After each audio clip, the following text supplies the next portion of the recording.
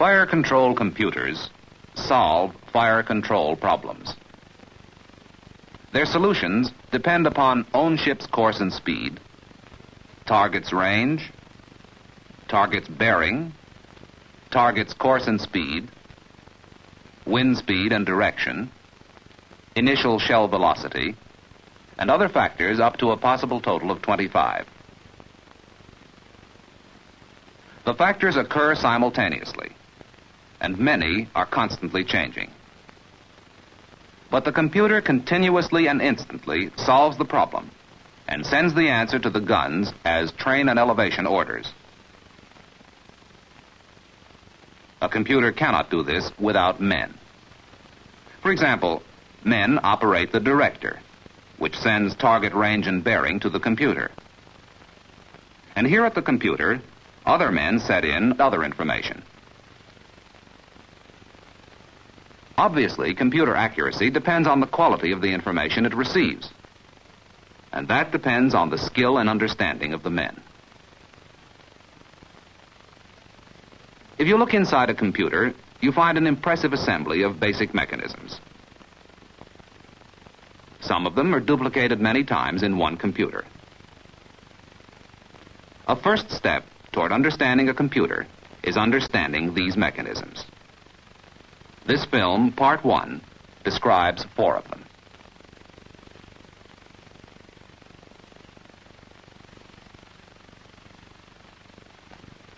Shafts are commonly used to carry values throughout a computer.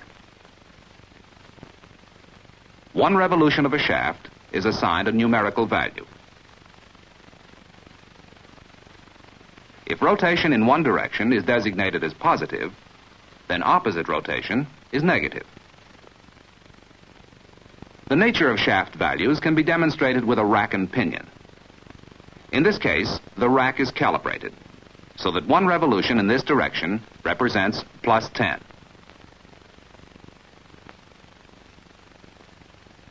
Continuing with a half revolution, shaft value now is plus 15. Another half revolution, making a total of 2 revolutions from the 0 position, and shaft value is plus 20. Now add minus 2 by 1/5 turn in the opposite direction. The result, of course, is 18. Similarly, 2 complete revolutions in the minus direction subtract 20.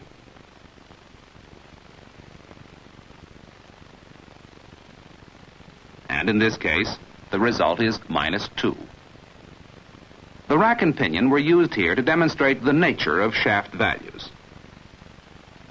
In practice, racks and pinions may be used to translate shaft values to corresponding linear movement. Or the rack may transmit values to the shaft.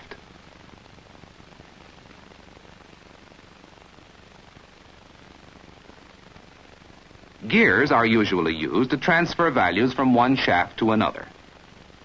With a gear ratio of 1:1, the numerical value remains unchanged, but rotation is reversed. With gears of different sizes, shaft values may be multiplied or divided by a constant. With this gear ratio of 2:1, one revolution of the driving shaft causes 2 revolutions of the driven shaft.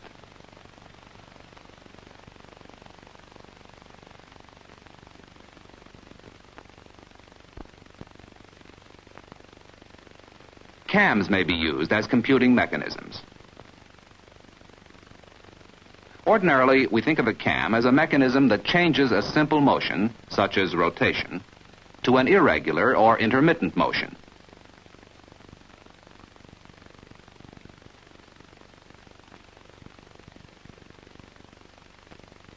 All cams have a working surface and a follower.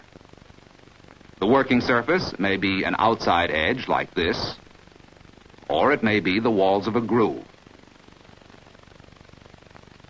The follower may be a roller, a ball, a pin, or some other device that slides or rolls on the working surface. Different working surfaces are designed to do different jobs.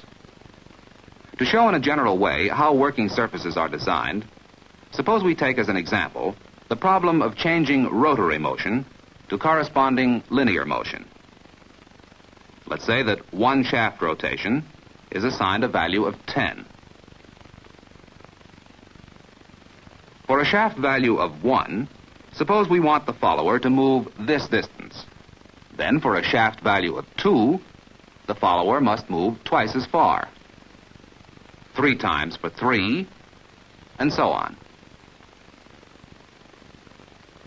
The purpose is to establish the shape of the working surface for this particular problem.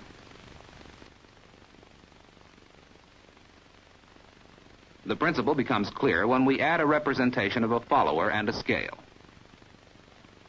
4 on the shaft, 4 on the follower. The same with all other values, not only for whole numbers, but for all values in between.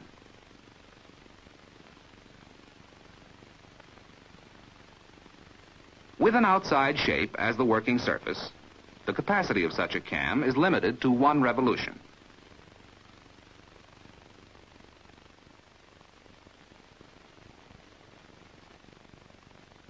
Additional revolutions can be obtained by extending the working surface, which now must be a groove. An example is the constant lead cam, where the follower is a pin riding in the groove. In a fire control computer, a rotary input of ship's speed is delivered as linear of the follower.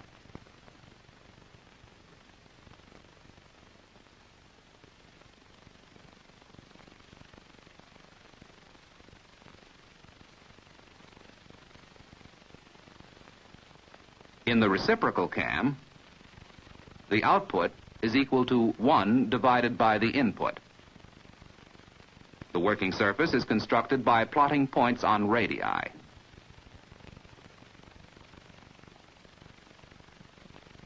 This distance on line 1 represents 1. Half this distance on line 2 represents the reciprocal of, or 1/2. 1/3 on 3, and so on.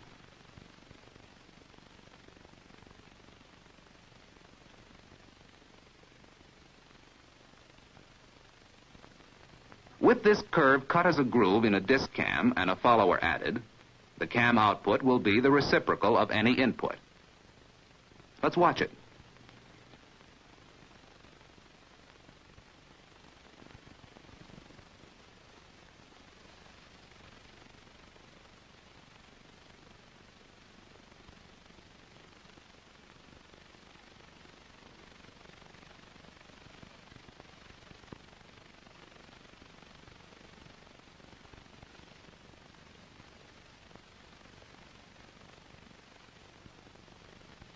Disc cams generally have a non-computing runout at both ends of the plotted curve.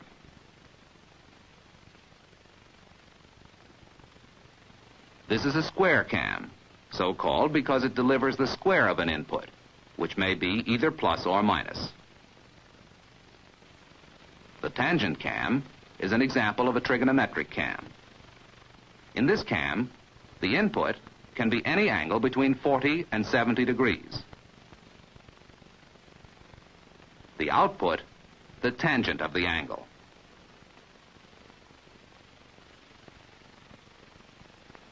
This time of flight cam is an example of a flat ballistic cam.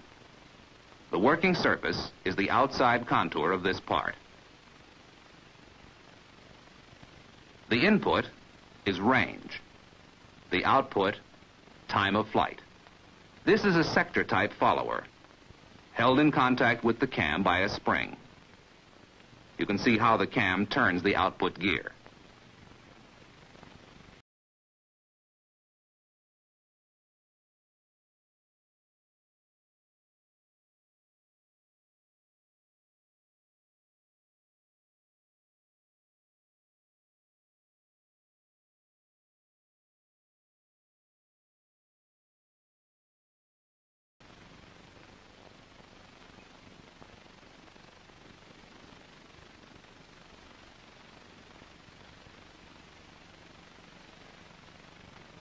A barrel cam, also called a three-dimensional cam, computes from two different inputs and delivers one output. The barrel shape is the working surface. This is the follower. The example shown here computes super elevation.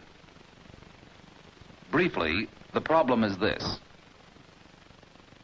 Gun elevation is the sum of super elevation and advance elevation of the target. Super elevation increases as advance range increases, but not in direct proportion. Super elevation decreases as advance elevation increases, again not in direct proportion. Thus, super elevation is determined by advance range and advance elevation, both of which are the inputs to this cam. The output is super elevation.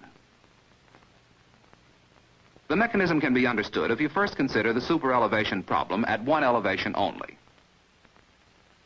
There can be any number of ranges, and each range requires a different super elevation.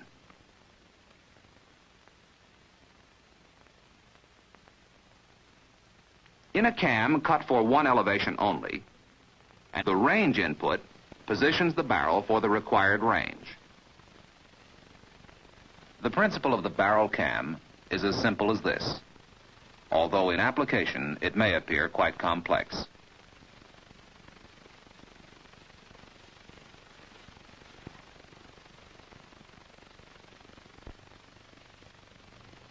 Differentials are used in computers to obtain continuously the algebraic sum of two quantities. These quantities represent the inputs. As the inputs vary, the differential simultaneously delivers the answer, no matter how rapidly the inputs change.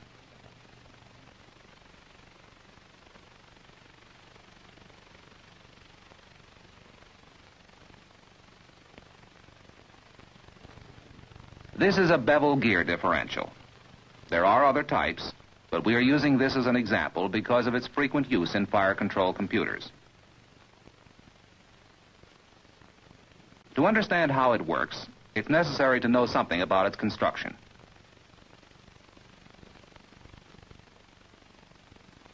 Remove the gears, and you see two shafts. They are solidly joined together. The shafts and these gears form an assembly called the spider.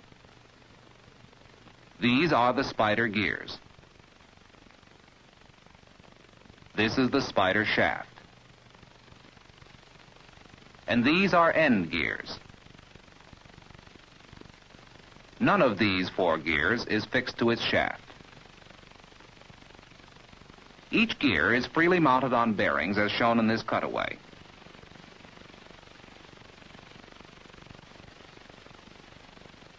Connections to other mechanisms are made through spur gears. One lock to each end gear and one lock to the spider shaft. Additional gears and shafts complete the connections.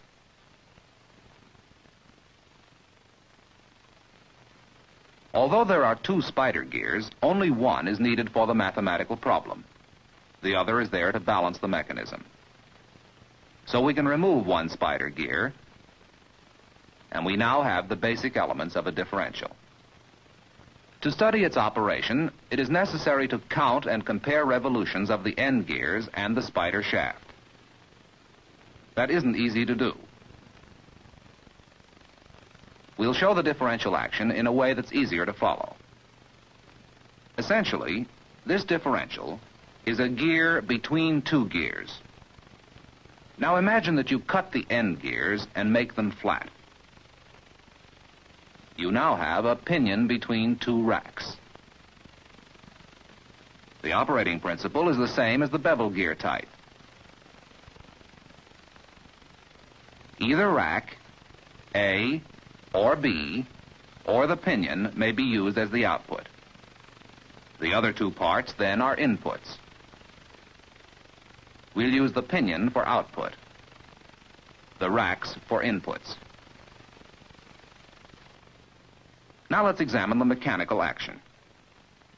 Motion will be plus or minus, measured with reference to the 0 point. Move A 4 inches in a plus direction,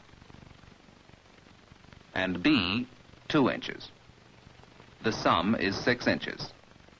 Note that the pinion center has moved 3 inches, or half the sum of the rack displacements. When A is at 1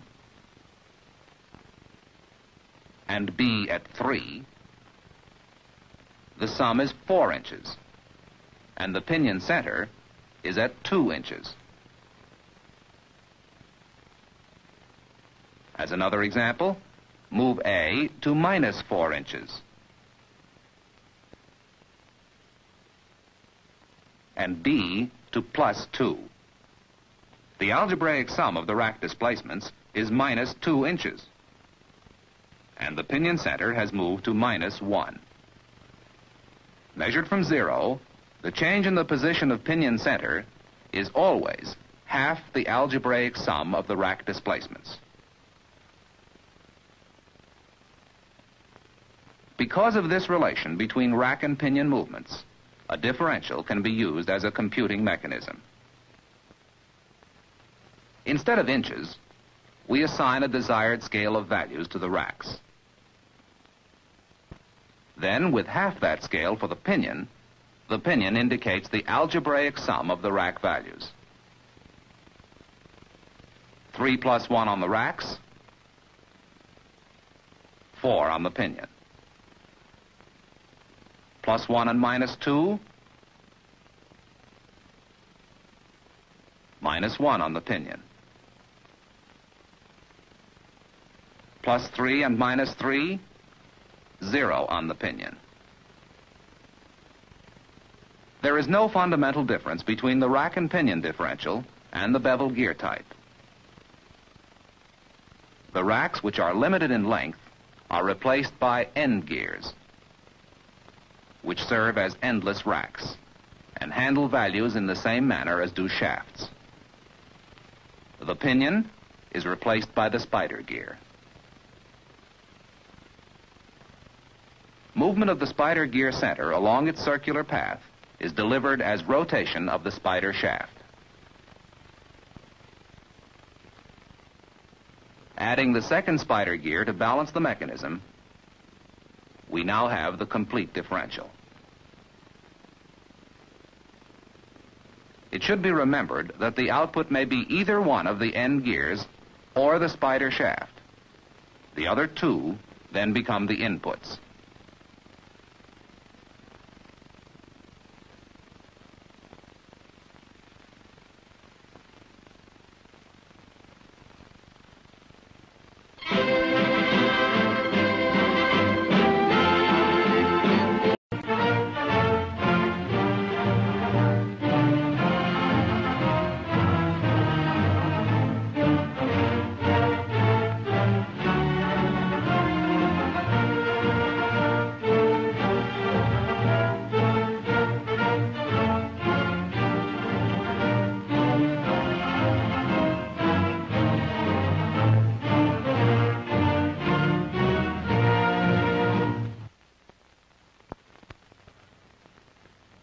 Understanding the component solver depends on some understanding of the kind of problem it solves. As an example, we'll use this simple situation. The target is stationary, and own ship's course and speed are constant.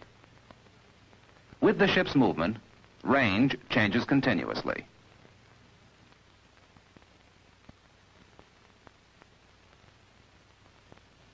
Target bearing 2 is always changing. Furthermore, not only are range and target bearing changing, but the rates at which they change are not constant. To illustrate, these 4 ship positions are spaced at equal intervals of time. During the time between A and B, the change in range is greater than it is during the time between C and D. Thus, the rate at which range changes is not constant. And note, too, that between A and B, the change in target bearing is less than it is between C and D. Thus, the rate at which target bearing changes is not constant. Solving the fire control problem requires continuous information of the existing rates of change.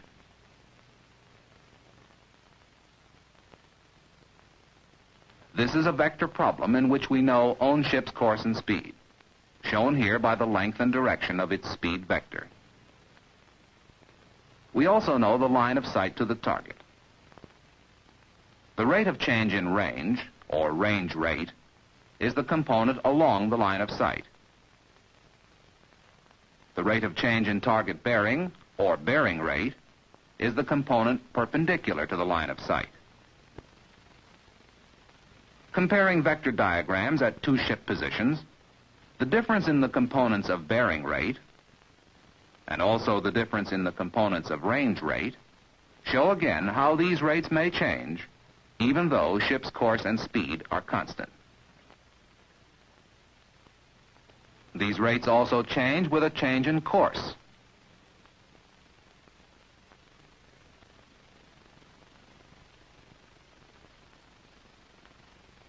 They also change with a change in speed.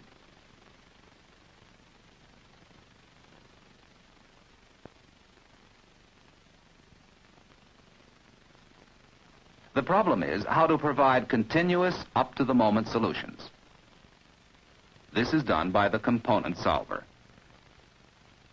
It continuously forms the vector diagram, measures the components, and transmits their values to other parts of the computer.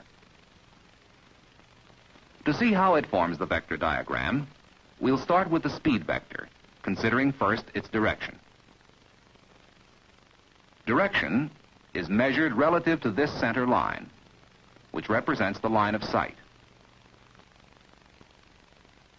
The speed vector lies along the slot in the vector gear. An input gear turns the vector gear.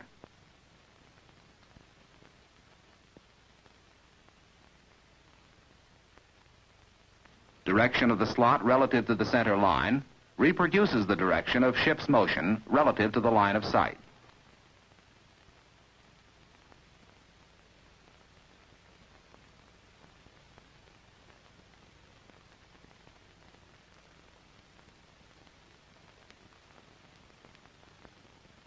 Now let's see how vector length is obtained.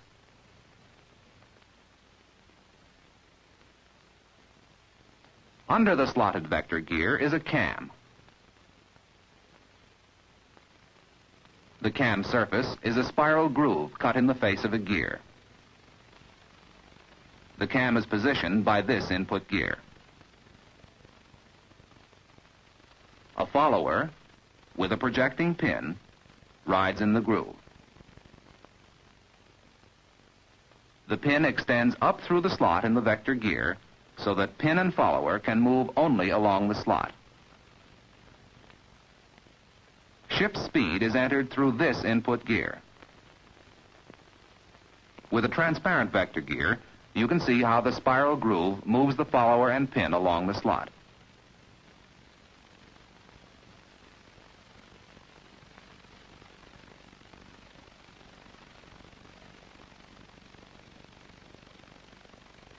The distance from gear center to pin is the length of the speed vector.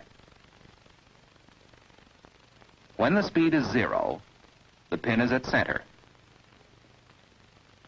At low speeds, the distance from pin to center, the vector length, is small. As higher speeds are introduced, the vector increases. The vector is maximum when full speed is reached. Now that we know how the speed vector is produced, we next want to see how its components are obtained to complete the vector diagram.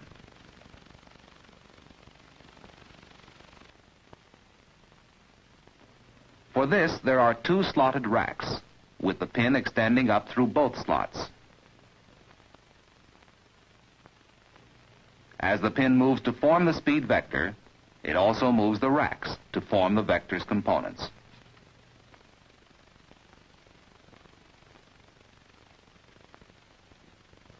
To show this clearly, let's observe one rack at a time. Starting at 0 position, notice the rack movement as the pin moves into position to create the speed vector.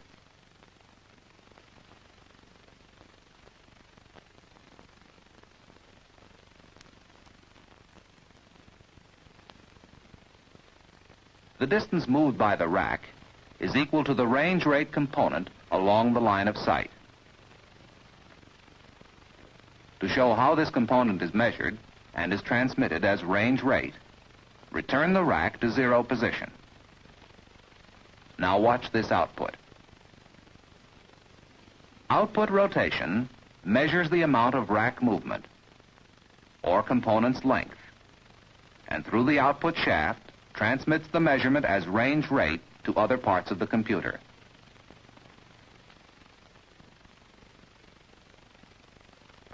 The other rack works the same way, but its movement is perpendicular to the line of sight.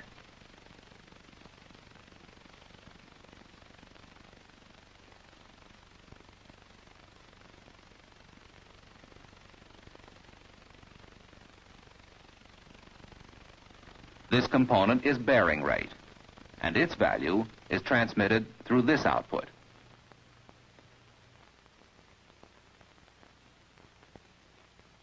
When own-ship's course is along the line of sight, the bearing rate component becomes 0.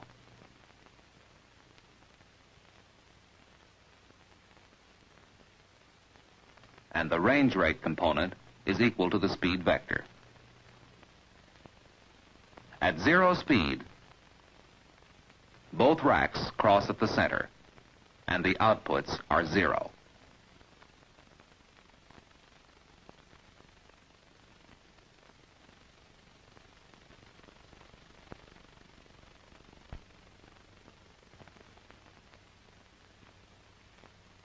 This is a disk-type integrator, one of several different types. They can do many jobs.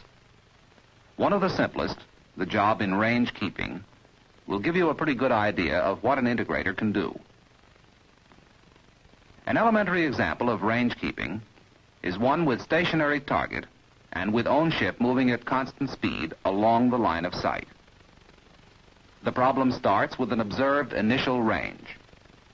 At any moment, the sum of range change and initial range is present range. If own ship is moving toward the target, present range is obtained by subtracting range change from initial range. In this case, range change is a minus quantity. In the other case, a plus quantity. Present range, then, is the algebraic sum of initial range and range change. A disk integrator computes range change. So let's examine this part of the range-keeping problem. Starting again at the initial position and with range changing at a constant rate, say 10 yards a second, it's easy to see that after 10 seconds, range change is 100 yards. After 20 seconds, 200. After 30, 300, and so on. But what was the range change at all other points? With ordinary arithmetic, you couldn't keep pace with this problem. And of more significance, the solution would be in a series of jumps. Range doesn't change this way. The integrator computes range change like this, smoothly and continuously with the changing range.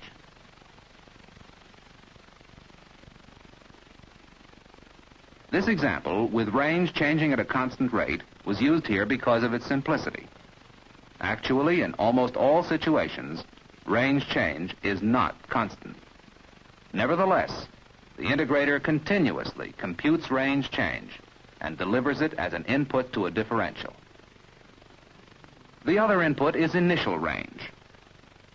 The differential delivers the algebraic sum as present range. Keeping the problem in mind, let's turn now to the mechanism itself.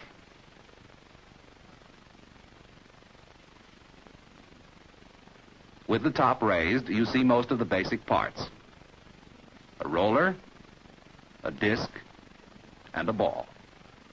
There's another ball onto this one, and both are held in a carriage.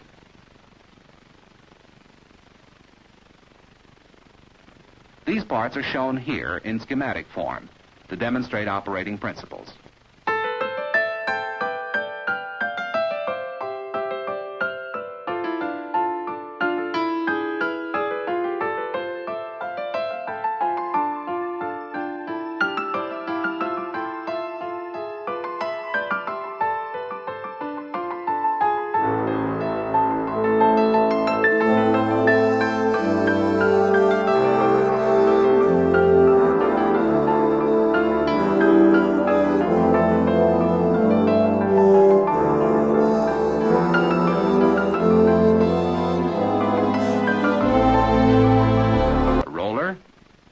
A disc, and a ball.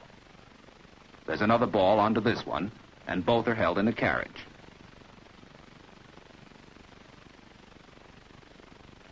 These parts are shown here in schematic form to demonstrate operating principles. There are two inputs, and both are held in a carriage.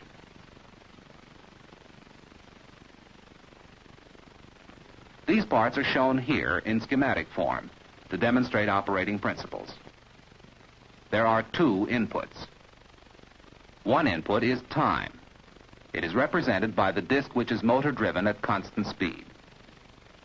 The other input is range rate. Range rate, coming from component solvers, moves or positions the balls like this.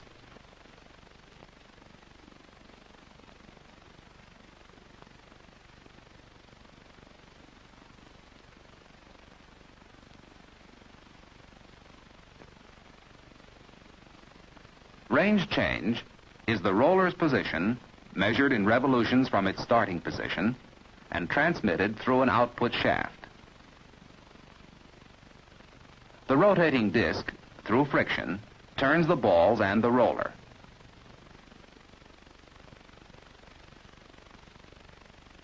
When the balls are near the edge of the disc, the roller turns at maximum speed.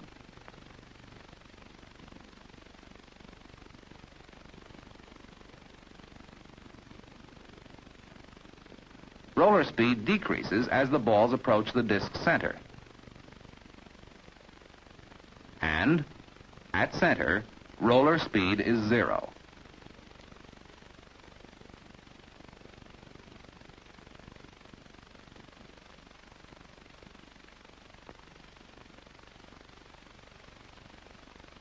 In principle, the roller and disc are comparable to a variable gear ratio, where the circumference of the roller and the track on the disc act as two gears. The balls act as idler gears. The circumference of the roller and of the balls, of course, is constant, but the track on the disc is variable.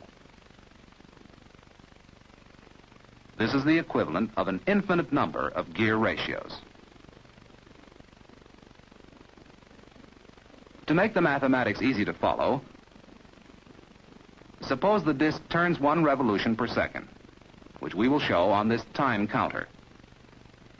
And at the output, suppose that 1 revolution of the roller represents 1 yard of range change. Range change will be shown by this counter. Then, with a range rate of 3 yards per second, this input places the balls in position for a disc-to-roller ratio of 3:1. The roller now turns 3 times for each revolution of the disc, and range change accumulates at the rate of 3 yards a second.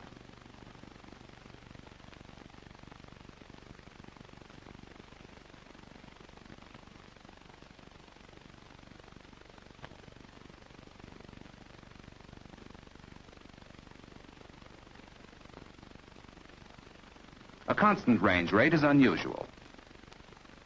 In most situations, range rate is always changing. This may be regarded as a progression of range rates, infinite in number, and with the integrator continuously computing each instantaneous change and adding it to the total output.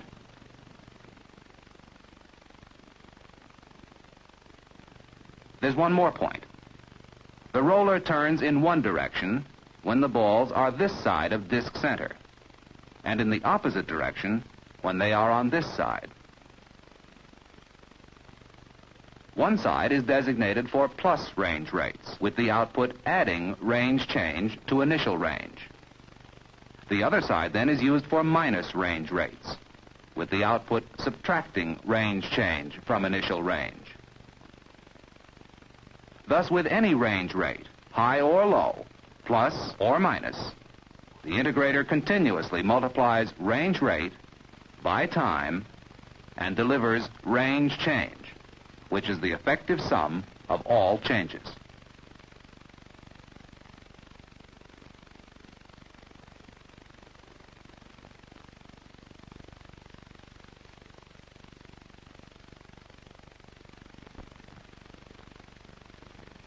Multipliers are mechanisms which can multiply two continuously changing values. We shall use this rack-type multiplier for purposes of illustration. Other types work on the same principle. The rack multiplier has two input racks, A and B, at right angles to each other, and an output rack.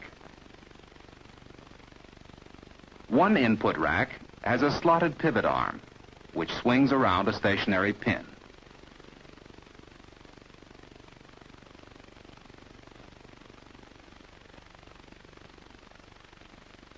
The other input rack has a slot which is engaged to the pivot arm by a sliding pin, called the multiplier pin.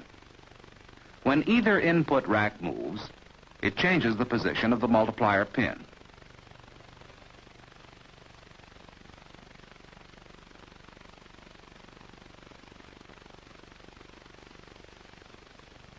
This pin also engages the slot of the output rack, so movement of the input racks positions the output rack.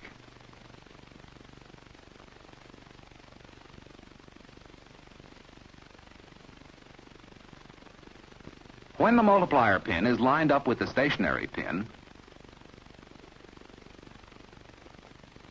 both input racks and the output rack are in zero position.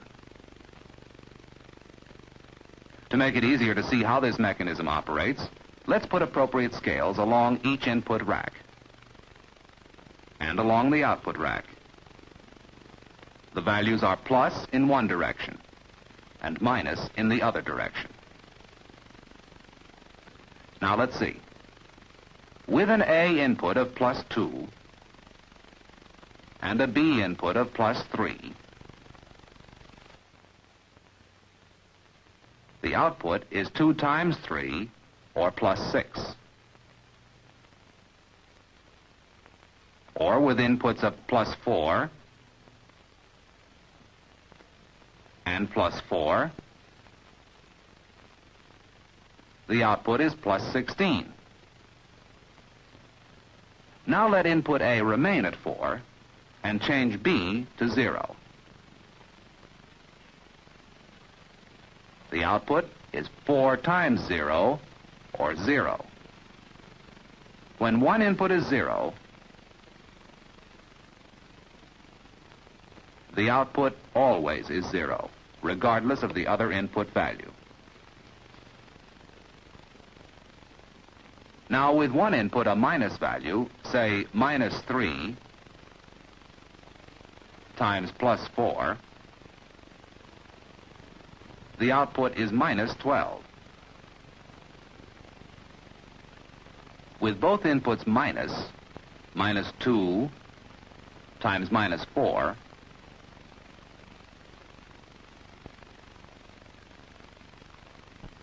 the output, of course, is plus 8. Thus, the multiplier handles both positive and negative values. It instantly delivers the product of any two input values, even though the inputs are continuously changing.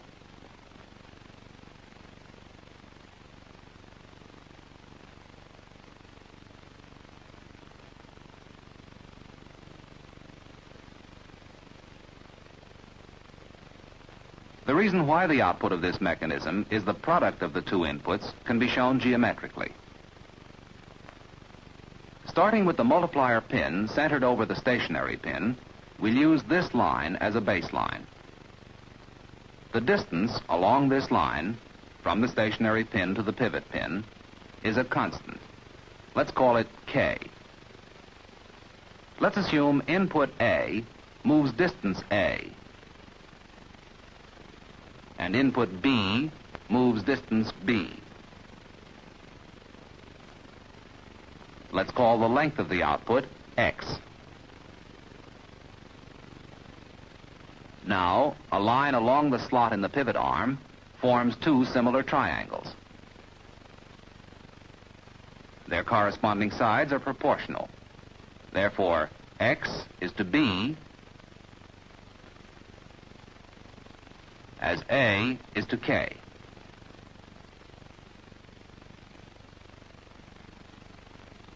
Multiply both sides by B, and we get X equals AB over K. In other words, the output X equals the product of the two inputs divided by K, a constant.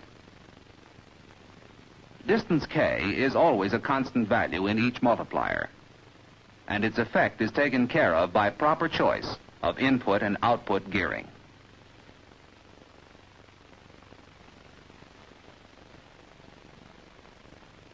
Only 7 mechanisms were described in parts 1 and 2 of this series, and we have spent only a short time with each mechanism.